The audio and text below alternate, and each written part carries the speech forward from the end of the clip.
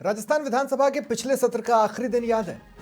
कांग्रेस विधायक मुकेश भाकर को सस्पेंड किया गया था। कांग्रेस ने हंगामा शुरू ही किया था कि विधानसभा स्पीकर वासुदेव देवनानी ने कार्यवाही अनिश्चित काल के लिए स्थगित कर दी। उस अनिश्चित काल की मियाद पूरी होने वाली है 30 जनवरी को। 31 से विधानसभा का बजट सत्र शुरू होने जा रहा है।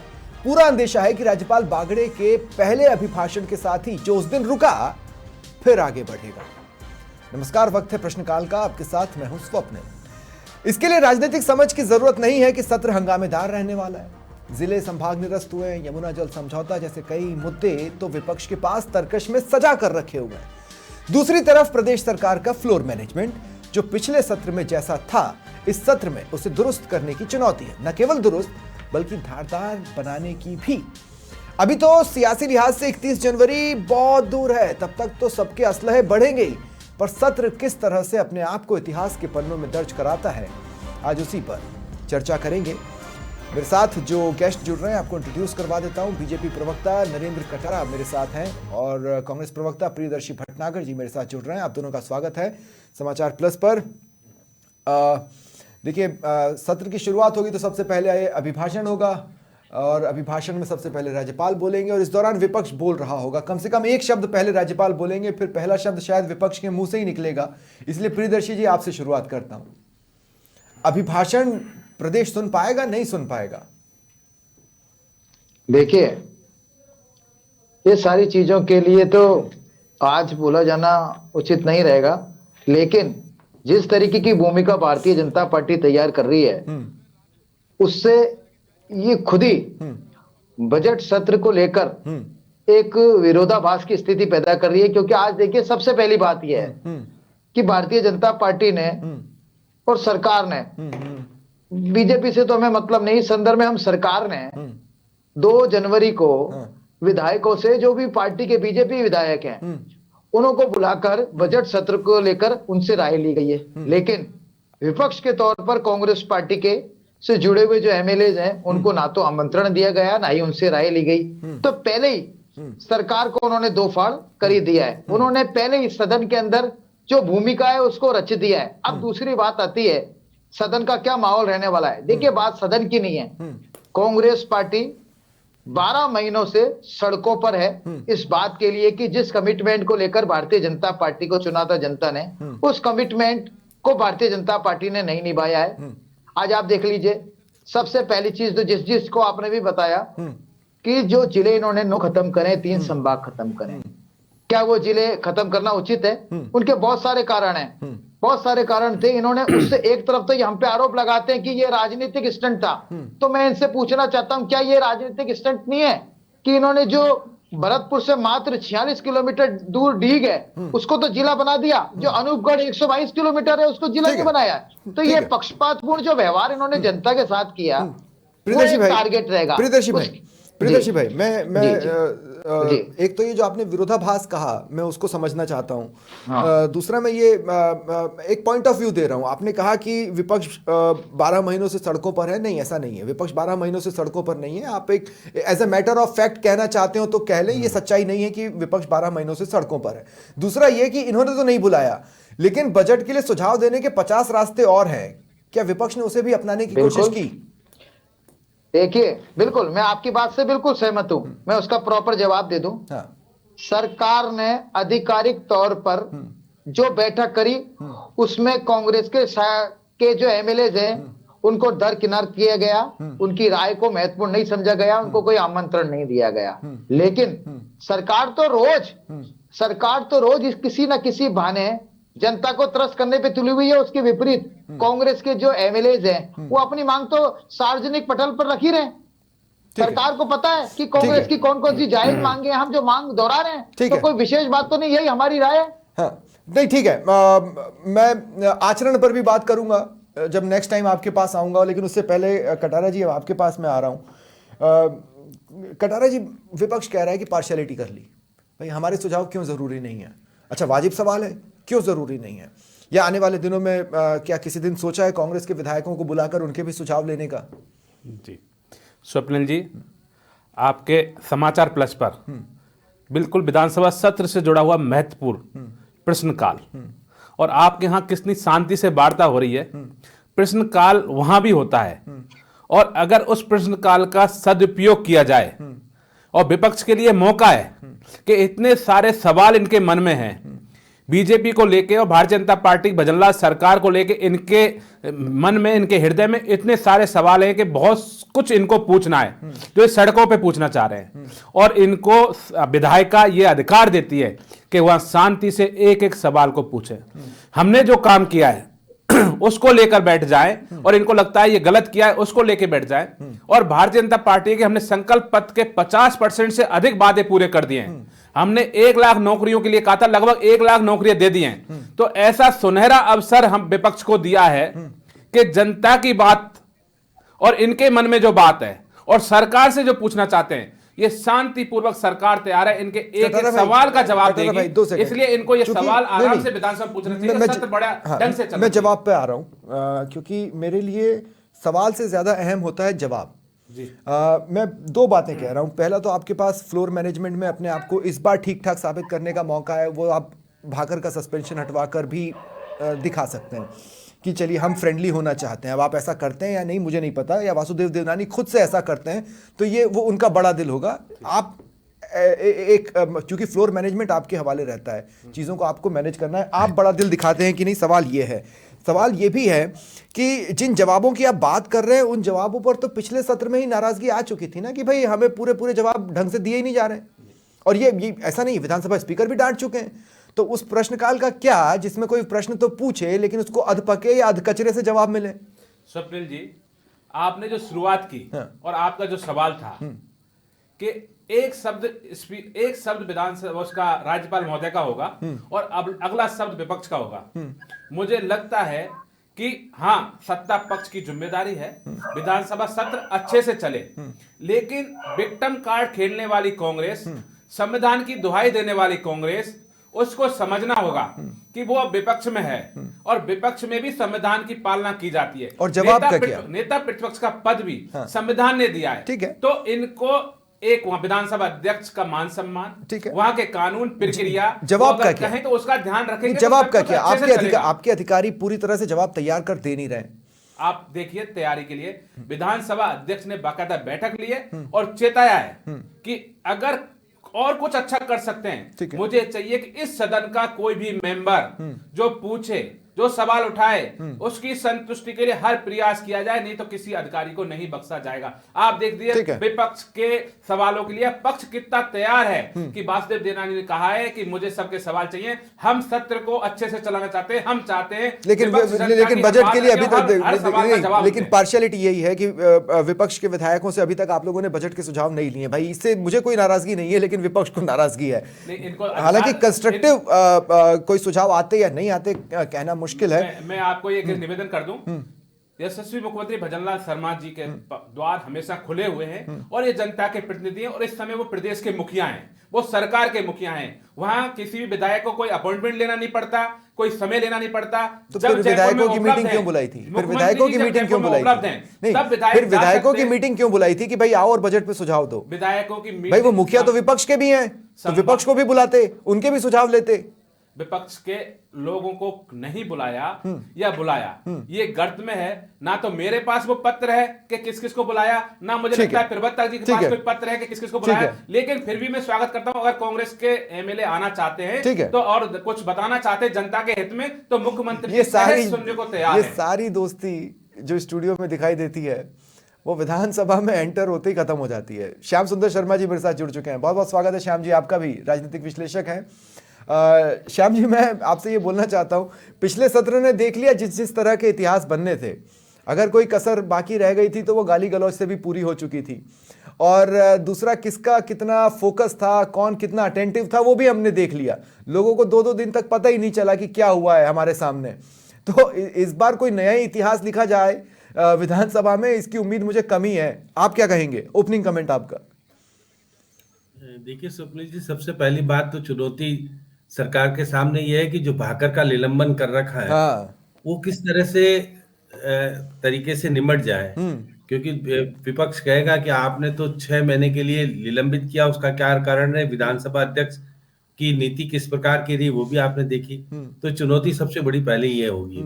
और देखिए, राज्यपाल अभिभाषण पढ़ने से पहले अगर भाकर का निलंबन तो रद्द होगा नहीं, अभिभाषण पढ़ने के बाद होगा। क्या थोड़ी हंगामे की स्थिति शुरुआत में देखने को मिल सकती है जिस प्रकार की 100%, है, क्योंकि और आप देखिए बार बार प्रियदर्शी जी कह रहे थे कि सुझाव सरकार ने मांगे नहीं। तो देखिएगा, आम व्यक्ति से अगर सुझाव लेने की बात 10 जनवरी तक ओपन रूप से कर रखी है, तो फिर उसमें क्या कांग्रेस के विधायक अलग से कहेंगे? क्या आम व्यक्ति जब सुझाव दे सकता है तो विधायक तो दे ही सकता है। और देखिए, सत्ताधारी पार्टी के विधायकों को नियमित रूप से 3 दिन तक लगातार आपने देखा कि संभाग स्तर पर मुख्यमंत्री ने संतुष्ट करने का प्रयास किया कि विधानसभा का सत्र आ रहा है, सरकार को घेरेगी कांग्रेस, निश्चित रूप से कांग्रेस या विपक्ष के लोग जो भी है, आपको किस प्रकार से तैयारी करके जवाब देना है, ये मुख्यमंत्री जी ने कोशिश की। और मुझे लगता है कि विधानसभा के सत्र से पहले मुख्यमंत्री जी कुछ नए मंत्री और बना सकते हैं जिससे कि संतुष्टि मिल जाए।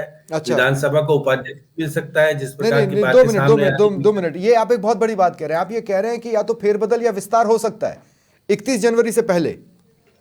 देखिए, बिल्कुल मैं कह रहा हूं कि जिस तरह से दिल्ली में हलचल बढ़ी है और 2 बार मुख्यमंत्री जी गए हैं और आगामी रविवार को भी मुख्यमंत्री जी को जाना है, जिस प्रकार से बन रहा है तो मुझे लगता है कि ये जो मलमास 14 जनवरी को समाप्त हो जाएगा तो 16, 17, 18 में कभी भी मंत्रिमंडल का विस्तार संभव है जिस प्रकार की बातें हो रही है। अब विधानसभा अध्यक्ष ने देखिए कि आज ही बैठक बुलाई है, अधिसूचना आज जारी हो गई विधिवत रूप से।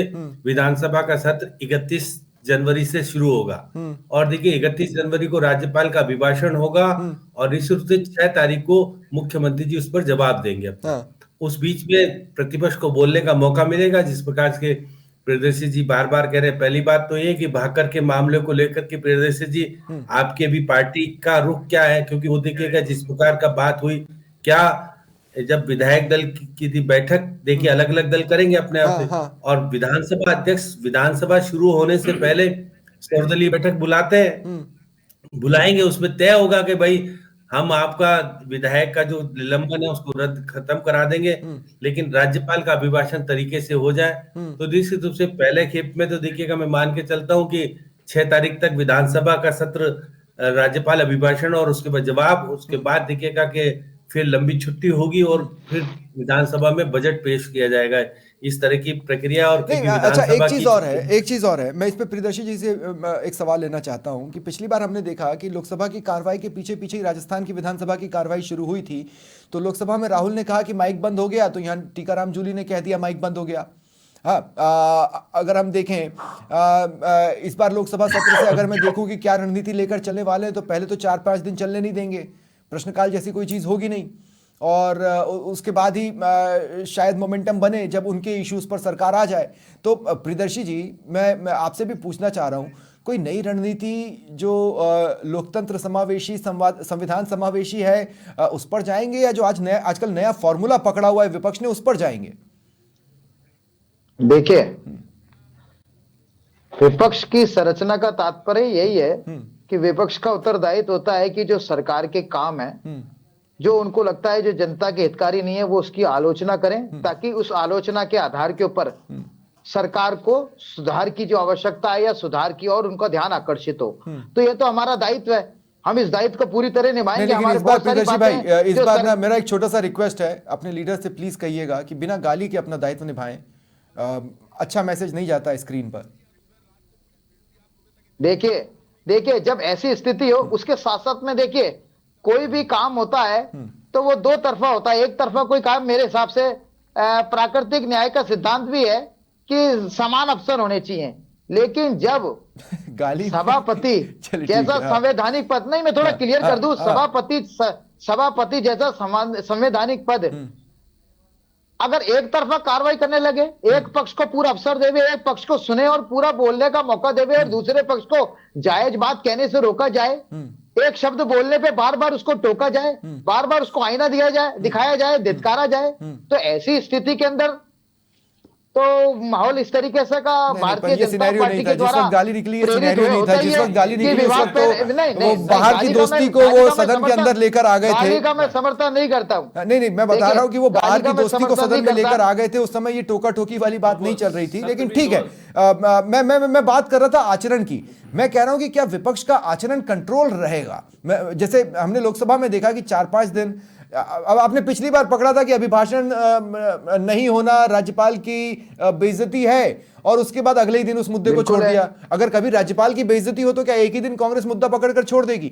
इससे पता चलता है ना कि आप लोग स्ट्रेटेजाइज करते हैं अपने प्रदर्शनों को, अपने आचरण को। ऐसा नहीं है। देखिए मैंने कहा आलोचना करना और विरोध दर्ज कराना हमारा उत्तरदायित्व है, ताकि सरकार उसमें भविष्य के लिए सुधार करे। तो हमने हमारा जरूरी थोड़ी नहीं हर बात का बतंगड़ बनाया जाए, लेकिन हमारा सबसे एक विपक्ष का उत्तरदायित्व है कि हम उसकी आलोचना करें, जो गलत बात थी है उसकी और ध्यान आकर्षण करें। वो हमने किया, और अभी भी इस सत्र को लेकर भी यही रहेगा कि जो सरकार ने 12 महीने की जो सरकार जनता ने सरकार बनाई थी, लेकिन बन गया सर्कस। तो ये जो सर्कस के जो 12 महीनों का जो दौर रहा है, उसमें उनकी जो कमियां रही हैं, जो जनता के हित के खिलाफ बातें करी हैं, उनकी तो हम आलोचना करेंगे ही, जनता के बीच में लाएंगे। ठीक है। अब नरेंद्र भाई देखिए क्या है, आप चाहेंगे कि अभिभाषण में रिसर्जन राजस्थान की बढ़ चढ़कर बखान हो, युवाओं के रोजगार के हाँ नहीं, मैं एक एक करके एक एक टॉपिक पकड़ूंगा। जैसे रिसर्जन राजस्थान का बखान जब आप कर रहे होंगे तब आप ये थोड़ी ना बताएंगे कि जिन जिलों को निरस्त किया वहां पर भी रिसर्जन राजस्थान के समारोह हुए थे, और वहां पर जिसने निवेश किया आज वो अचकचा रहा है कि बोले हमने तो जिला समझ के किया था, तो जिला ही खत्म हो गया है ना। तो ये इसके वो बेसिक नेगेटिव पॉइंट्स जिसकी तरफ आपका ध्यान नहीं होगा। एसआई भर्ती पर आप इतना लंबे तक बैठे रहे। किरोड़ीलाल मीणा पिछली बार आपके लिए सिरदर्द बन गए थे पिछले सत्र में, इस बार भी बनेंगे, इसमें कोई दौराई नहीं है। ऐसा नहीं हो सकता है किरोड़ीलाल मीणा ही कहीं ऐसा कोई प्रश्न उठाते या ऐसी कोई बात बोलते नजर आ जाए जिसमें सरकार को बैकफुट पर आना पड़े। तो ऐसा नहीं है कि खाई सिर्फ विपक्ष तैयार करेगा आप लोगों के लिए, आपको तो नजर बहुत सी जगह रखनी है। स्वप्निल जी, हाँ, आपने जो कहा कि रिजर्वेशन राजस्थान में जो हुआ, मैं यही कह रहा हूं विपक्ष से कि आप प्रश्नकाल है, विधानसभा का सत्र है, आपके पास अधिकार है, आप हर वो सवाल पूछिए, सरकार जवाब देने को तैयार है और बाध्य है, क्योंकि ये विधायिका कहती है।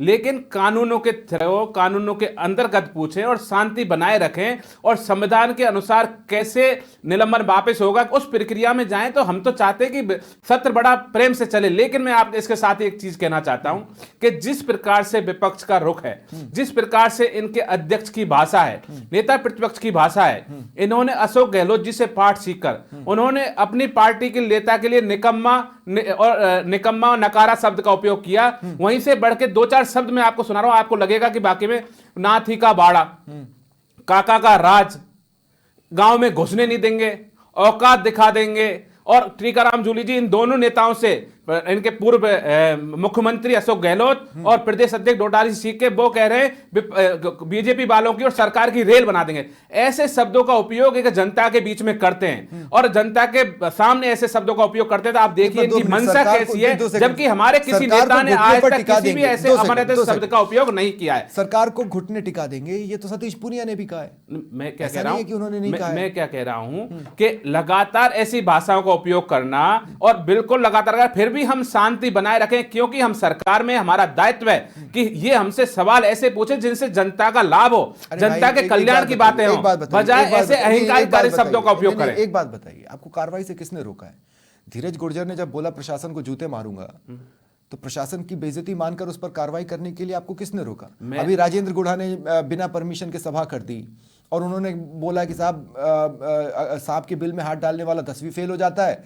और आगे बढ़कर उन्होंने कहा कि साहब ऐसा है, जो लोग कॉकरोच से बाथरूम में डरते हैं वो आईएएस, कलेक्टर, एसपी बन जाते हैं।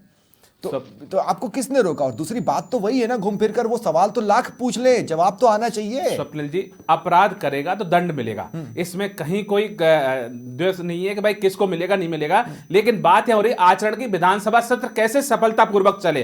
तो विधानसभा सत्र सफलतापूर्वक यहां सरकार चलाना चाहती है, लेकिन मेरा कहने का मतलब है कि इनके वरिष्ठ नेताओं का जो भाषा है, अमर्यादित भाषा है, उससे लग रहा है कि ये जनता के कल्याण में जनता की बात रखना नहीं चाहते और इनका पहले से ये बाहर दिख रहा है कि इनका व्यवहार कैसा रहेगा। मैं कहता हूं ना कि कानून के अंतर्गत जाए, संविधान के अंतर्गत जाए, निलंबन भी स्वीकार हो जाएगा और बात भी रखेंगे और प्रश्न पूछे, जनता से जुड़े हुए पूछे, हम सवाल देने को श्याम सुंदर शर्मा जी, क्योंकि हमने बहुत सारा काम किया। यह है कि किरोड़ी लाल मीणा का इस सत्र में क्या रुख रहता है। कई दिग्गज चेहरे, राजे, अशोक गहलोत, सचिन पायलट विधानसभा में होते हैं या नहीं होते हैं, इन सवालों के जवाब भी चाहिए, वो तो उसी समय पता चलेंगे। लेकिन बात यह है कि हमने देखा कि पके हुए चेहरों की कमी बीजेपी को पिछली बार महसूस हुई और इसी कमी से कांग्रेस भी जूझती नजर आई। उसी का सेकंड एपिसोड होगा या अब ये सीख गए?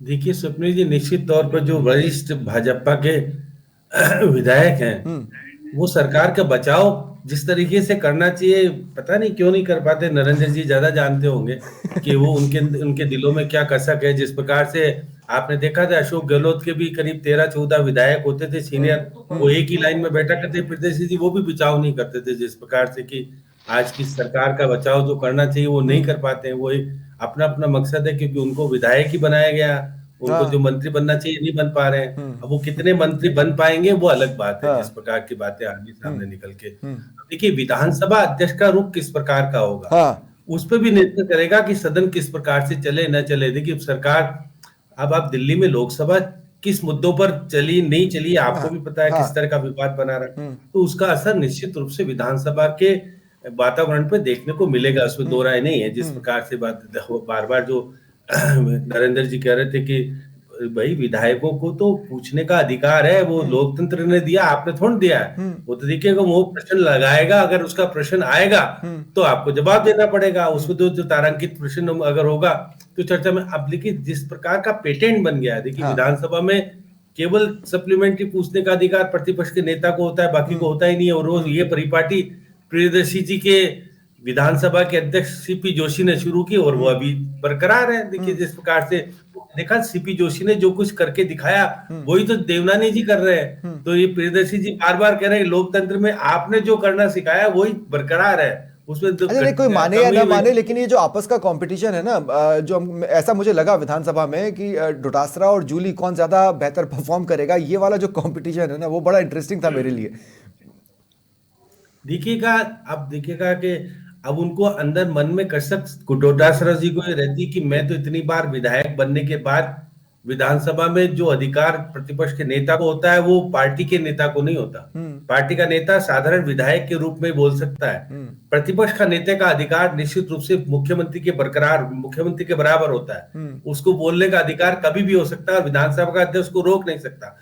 लेकिन गोविंद सिंह डोटासरा बीच में बोल नहीं सकते। केवल पार्टी के अंदर जिस प्रकार से बोलने का अधिकार प्रतिपक्ष का नेता ही तय करता है कि कब वो विधानसभा में बोलेंगे। प्रतिपक्ष के देखिए पार्टी के नेता, पार्टी में अलग बात है, लेकिन विधानसभा में तो तय होता है, विधायक दल में वही तय होता है, वही बोला जाता है। इसलिए उनके मन में कसक तो रहती है, वो सचेतक रहे पार्टी के इससे पहले गोविंद सिंह डोटासरा। अब क्योंकि वो बंध गए हैं, केवल क्योंकि प्रदेश अध्यक्ष होने के बाद पार्टी में तो बोल सकते हैं सब कुछ, लेकिन विधानसभा में तो उनका सत्र, इनका नंबर आएगा जब भी बोलेंगे। इसलिए कसक रहती, कई बार बोल जाते हैं, वो अलग अलग चीजें बोल जाते हैं जिस प्रकार की बातें उनको नहीं बोलनी चाहिए, क्योंकि गरिमापूर्ण स्थिति है।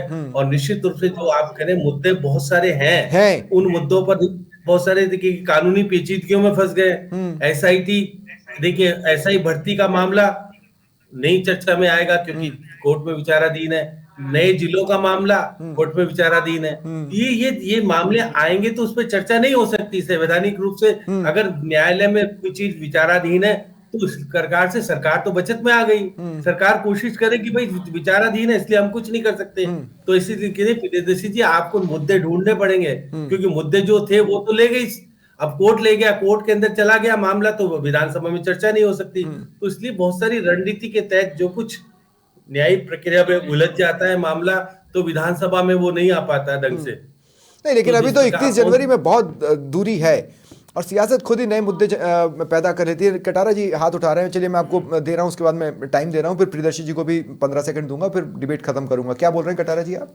स्वप्निल जी, श्याम जी भाई साहब से मैं बहुत सीखता हूं, हर अधिकतर बातों से मैं सहमत रहता हूं। लेकिन भाई साहब ने जैसे कहा कि हमारे वरिष्ठ नेता, मैं 2-4 नाम बताऊं, जैसे कृपलानी जी को देखिए, पिछले सत्र में अगर आप उठाएंगे तो लगातार वो सरकार के साथ खड़े रहे। कालीचरण सराफ जी ने लगातार ये तो डिस्कशन पॉइंट ही नहीं था कटारा भाई। उसके साथ ही आप तिरुलाल मीणा जी की बात कर रहे हैं, कल उन्होंने जो बताया वो मुझे भी लगता था प्रवक्ता के नाते मुझे भी देखना चाहिए कि सरकार ने कितना काम किया है। इसके साथ ही श्याम भाई नहीं एक्चुअली हुआ क्या था, हाल ही में एक बड़ी इंटरेस्टिंग घटना हुई थी। नहीं 2 सेकंड, हाल ही में एक बड़ी इंटरेस्टिंग घटना हुई थी, जयपुर में ही हुई थी। कुछ लोगों ने एक थिएटर में एक फिल्म का टिकट बुक कराया और जब वो वहां पहुंचे तो कोई और फिल्म चल रही थी। आप वैसी वाली बात कर रहे हैं। श्याम सुंदर जी ने जिस फिल्म की बात की, आप उस फिल्म की बात ही नहीं कर रहे हैं। लेकिन श्याम भाई साहब वाली बात कर रहा हूं, वरिष्ठ नेता सरकार के साथ खड़े नहीं होते ये कह रहे थे। मैं कह रहा हूं लगातार वरिष्ठ नेता सरकार के साथ खड़े थे। प्रियदर्शी जी, आपको भी 15 सेकंड दे रहा हूं, फिर मैं डिबेट खत्म करूंगा। समर्थन कर रहे हैं प्रियदर्शी जी। कालीचरण सराफ को विधानसभा में ध्यान आकर्षण लगाने की जरूरत क्यों पड़ती है? आपके विधायक को ध्यान आकर्षण कब लगाना चाहिए? सरकार के विधायक नहीं लगाते ध्यान आकर्षण, प्रतिपक्ष के लगाते हैं, तो इसलिए संतुष्ट नहीं है वो लगाते हैं, बिल्कुल मैसेज तो देना ही होता है सियासत में, ठीक है। लेकिन आप प्रियदर्शी जी, प्रभाव पड़ता है। प्रियदर्शी जी देखिए रोजगार, कानून व्यवस्था, पर्याप्त पानी, पर्याप्त बिजली, इन सारे मुद्दों को पेपर लीक, इन मुद्दों को लेकर कमिटमेंट के लेकर आई थी, सर आप जानते हो कमिटमेंट को लेकर आई थी, लेकिन उसको इन सारे मुद्दों पे बीजेपी फेल रही है। नहीं प्रियदर्शी भाई, आप नकल तो बोल सकते हो, पेपर लीक नहीं बोल पाओगे। आप अपने नेता को कहो, हम एक एक मुद्दे पे चर्चा करने के लिए तैयार हैं। ठीक है, बहुत बहुत शुक्रिया आप सभी का मेरे साथ जुड़ने के लिए। ये था आज का प्रश्नकाल। नमस्कार।